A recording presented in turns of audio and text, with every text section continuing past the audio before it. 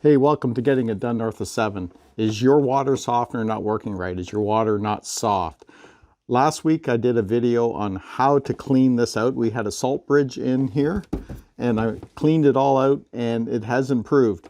But I'm going to show you, just in case that doesn't work for you, I'm going to show you something that you can do that most people will skip. They don't even realize that they have to do this. I know I didn't for a few years, and I'm going to show you exactly what it is. So we're going to open up the water softener lid here. So in here is where all the magic happens and your water gets softened because of what's in here. I'll explain it to you in a second. And the salt has a lot to do with it. You know, a water softener is something that sits alone in the corner of your basement and nobody really knows what's going on with it or what it does. And all of a sudden they notice their water isn't soft anymore and they start to wonder.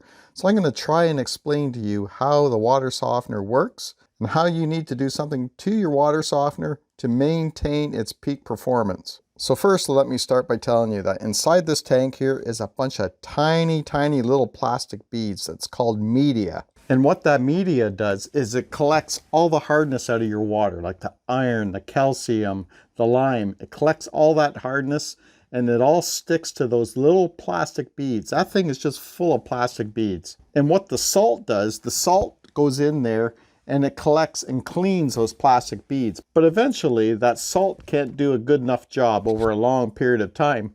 So you need to do some maintenance to clean those plastic beads. It'll probably fix your problem. Now, if I look under here, there's a sticker with all kinds of instructions how to work this water softener, what salt to use, everything.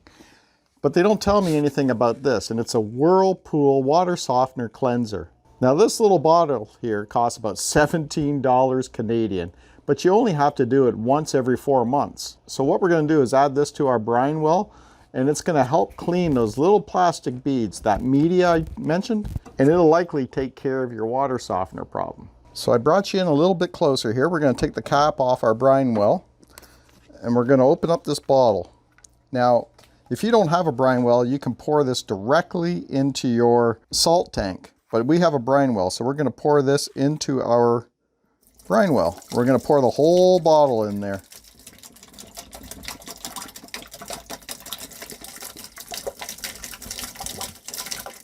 Then we'll put our cap back on. Now I waited till my salt level was down really low, below 1, because this is the time to do this.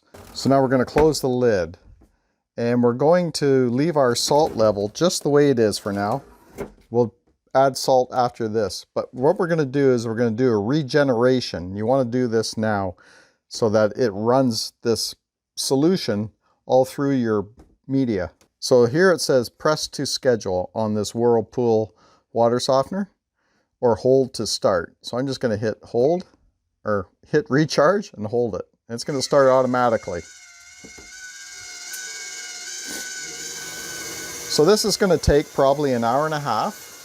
And then once it's done, I'm going to come and add salt to it. Like I said, do this every 4 months, so 3 times a year. It should help with maintaining your water softener at peak performance. Now you might be wondering where I got this ball of water softener cleanser. I found this at Lowe's.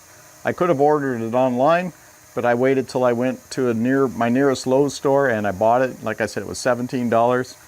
In the US, it'll be cheaper, of course. So I want to thank you for watching this water softener maintenance video, and I hope this helps you. We'll see you on the next video.